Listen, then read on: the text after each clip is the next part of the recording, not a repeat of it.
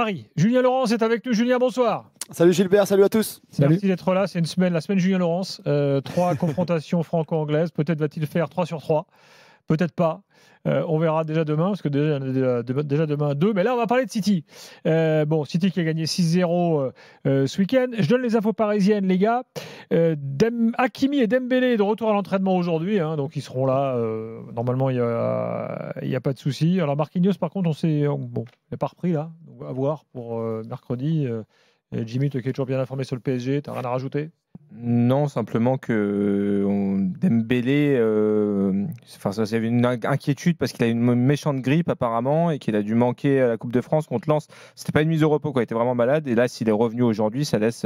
C'était le vrai test aujourd'hui, parce que si tu reprends que la veille du match, c'est compliqué. C'est sûr que là, quand on disait tout à l'heure, est-ce que tu mets la mallette sur ce match-là, machin. Là, si en plus t'as pas Dembélé et si Hakimi ça va aller. Pour moi, c'est les deux joueurs essentiels de cette équipe. Ceux qui peuvent faire des différences et faire en sorte que l'équipe soit plus forte. Donc, si tu les as pas, ça va réduire les chances. Et Julien, il faut se remettre dans le classement Ligue des Champions parce que ça fait un mois qu'on n'est plus dedans parce qu'il y a eu Noël, les fêtes, tout ça. Mais City, ils ont que 1 point de plus que Paris. Ils sont eux aussi. C'est chaud pour eux aussi. C'est chaud pour les deux équipes en fait. Ouais, c'est vraiment chaud pour eux aussi. La seule petite différence, ce qui est vrai, c'est qu'eux reçoivent le Club Bruges pour la dernière journée quand le PSG va à Stuttgart. Et c'est pas la même opposition, c'est à domicile. Donc je pense que les 3 points du dernier match, ils vont les avoir. Donc tu peux rajouter 3 points, même si rien n'est acquis avec cette équipe-là, même si elle va mieux. C'est sûr qu'elle va mieux, elle est encore un peu convalescente, mais elle va beaucoup mieux.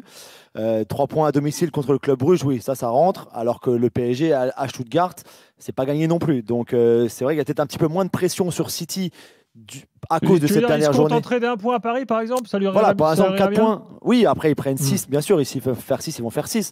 Mais 4 points, ça suffira aussi pour passer sans aucun problème. Et donc, tu fais nul à Paris, tu gagnes à domicile contre Bruges et t'es bien aussi. Donc, il y a sûrement moins de pression à ce niveau-là que les Parisiens.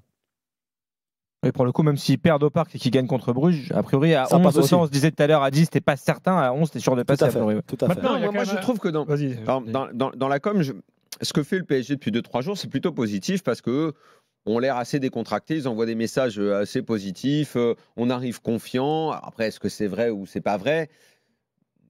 Ça reste que des références Ligue 1, comme d'habitude. Et au moment de jouer City, il vaut mieux arriver de façon décontractée et puis tu vois, plutôt que de dire « je suis en train de flipper, on n'est pas bien » ou ceci, cela.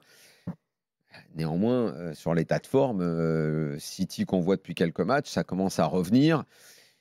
Et qu'un soir de Ligue des Champions, City se dise « c'est là notre moment » pour nous relancer, envoyer un message et montrer qu'on est redevenu solide après les matchs de Première Ligue, moi je les vois quand même devant. Je vois quand même cette équipe devant. Sur ce que je la vois faire le week-end, la façon dont elle revient, elle commence à remarquer des buts, des joueurs qui avaient disparu réapparaissent.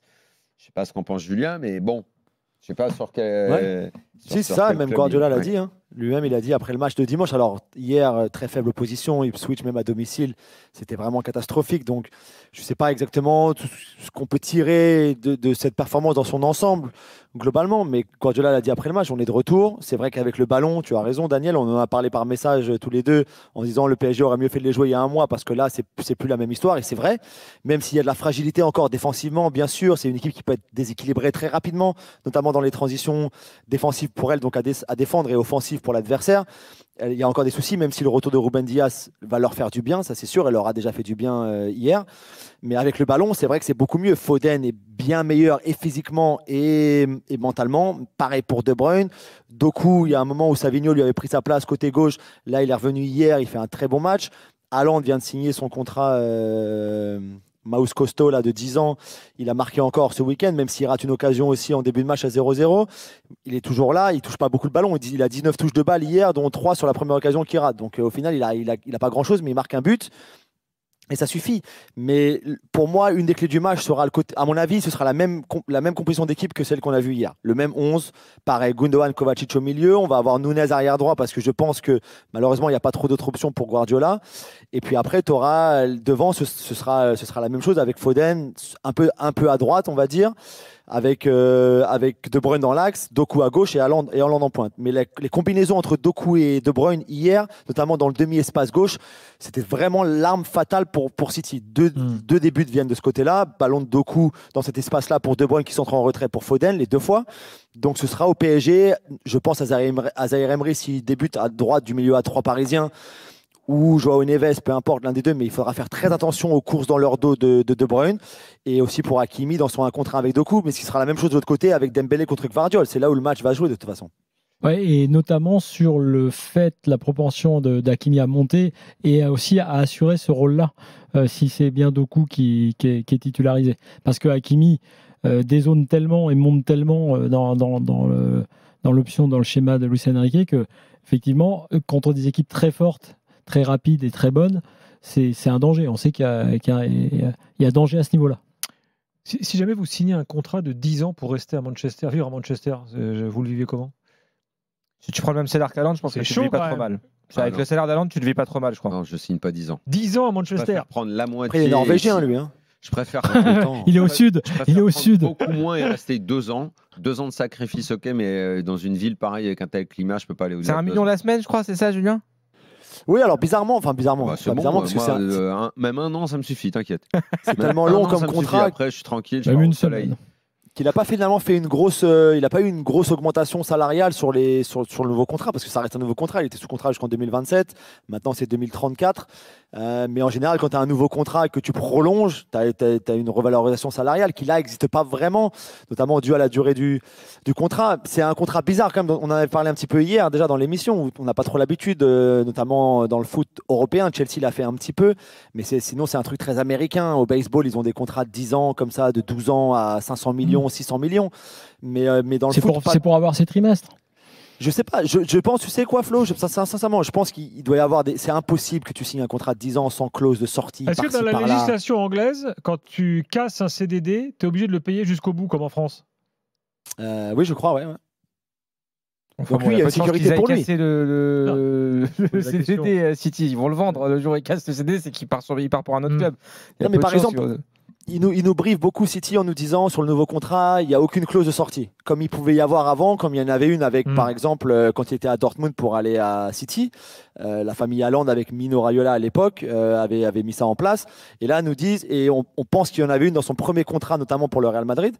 Et là, ils disent, oui, il n'y a plus tout ça c'est fini, c'est l'amour fou, 10 ans ensemble, ça va être génial jusqu'à ce qu'il ait 34 ans. Je pense qu'il ne restera pas 10 ans au club, déjà, premièrement. Deuxièmement, je suis convaincu que quelque part, il y a des clauses quand Guardiola partira, par rapport aussi à lui, son envie, si le club est relégué, par exemple. On attend encore ce procès du siècle qui, ça se trouve, va coûter très cher à Manchester City. On ne sait pas encore.